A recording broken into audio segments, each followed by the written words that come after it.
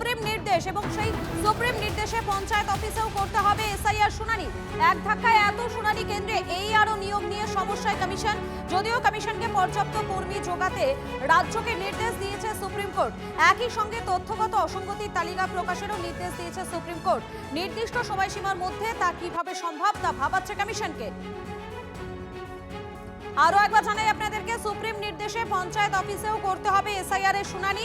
এক ধাক্কায় এত শুনানি কেন্দ্রে এই আরো নিয়োগ নিয়ে সমস্যায় কমিশন।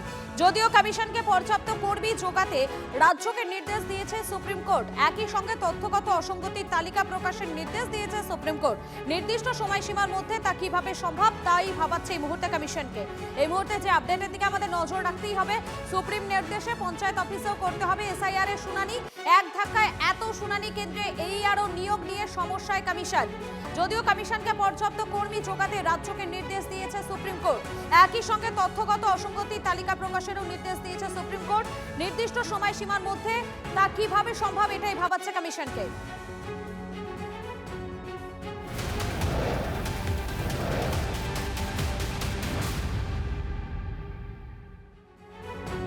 বিজেপির এসআইআর এর খেলা শেষ। যারা মৌলিক অধিকার কাটতে চেয়েছে তাদের গালে থাপ্পড়। আজ কোর্টে হারালাম, এপ্রিলে ভোটে হারাবো। সুপ্রিম কোর্টে এসআইআর নির্দেশের পর মন্তব্য অভিষেক বন্দ্যোপাধ্যায়। দেশের সর্বোচ্চ আদালত সুপ্রিম কোর্ট তৃণমূলের দাবিকে মান্যতা দিয়ে বলেছে লজিক্যাল ডিসক্রিপেন্সি লিস্ট রিলিজ করতে হবে। বিচারপতিরাও বলেছেন বিএলএ টুরা হিয়ারিং এ থাকবে। এর সাথে যারা হিয়ারিং এ যাচ্ছে তাদেরকে রসিদ দিতে হবে, অ্যাকনলেজমেন্ট দিতে হবে। বিজেপির এসআইআর এর খেলা শেষ। 1 কোটি মানুষকে বেছে বেছে যারা ভোটার তালিকা থেকে বাদ দেবো বলেছিল, এই জয় মামাটি মানুষের, এই জয় খেটে খাওয়া মানুষের, এই জয় বাংলার। আমাদের মৌলিক অধিকার, ভোটাধিকার কেড়ে নিতে চেয়েছে, তাদের দু গালে দুটো কষিয়ে থাপ্পড় মেরেছে দেশের সর্বোচ্চ আদালত।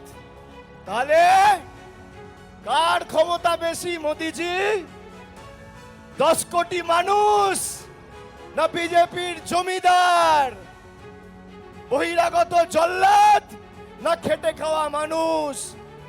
আজকে কোর্টে হারালাম, এপ্রিলে ভোটে হারাবো, তৈরি থাকো। যে দেশ সরকার আসার পর থেকে কোর্টে হেরে আসছে চিরদিন, তারাও কোর্টে হারার কথা কি বলছে? কেন ওই কথা না বলে কোর্টকে অস্বীকার করে, সংবিধানকে অস্বীকার করে, নির্বাচন কমিশনকে অস্বীকার করে যারা রাজনীতি করছে, সাধারণ মানুষ আর তার ভাববে উনি চিৎকার চেঁচামেচি করে এইসব কথাবার্তা রাজনীতিতে বহুদিন চলে।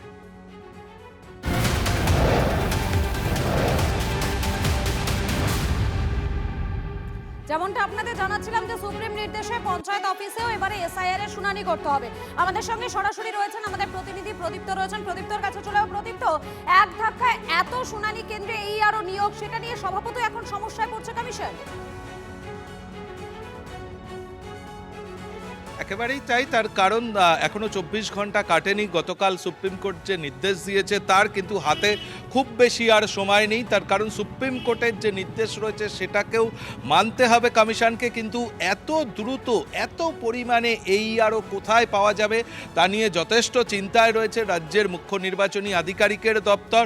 রাজ্য সরকার পর্যাপ্ত কর্মী বন্দোবস্ত করবে সেটাও সুপ্রিম কোর্ট নির্দেশ দিয়েছে বটে, কিন্তু রাজ্য সরকারের কাছ থেকেও এই অল্প সময়ের মধ্যে এত কর্মী পাওয়ার যেমন অপূর্ণতা হতে পারে, কোথাও সমস্যা তৈরি হতে পারে, সেটা কমিশনকে যেমনভাবে ভাবাচ্ছে, একই সঙ্গে এত জায়গারও কিন্তু বন্দোবস্ত করতে হবে। অর্থাৎ শুনানি কেন্দ্রের সংখ্যা বাড়ানোর কথাও কমিশনের তরফ থেকে বলা হয়েছে। ফলে সেই সংখ্যাটাই বা কোথায়, কিভাবে অতি দ্রুততার সঙ্গে করা যাবে, তার কারণ কর্মী নিয়োগ করা আদৌ কতটা যাবে তা নিয়ে কমিশন চিন্তায় রয়েছে। যদিও গোটাটার ক্ষেত্রে যেহেতু সুপ্রিম কোর্টের আদেশ রয়েছে, ফলে সেই নিয়োগকে কমিশনকে আপডেটের দিকে তুমি নজর রাখো। আপাতত তোমাকে ধন্যবাদ।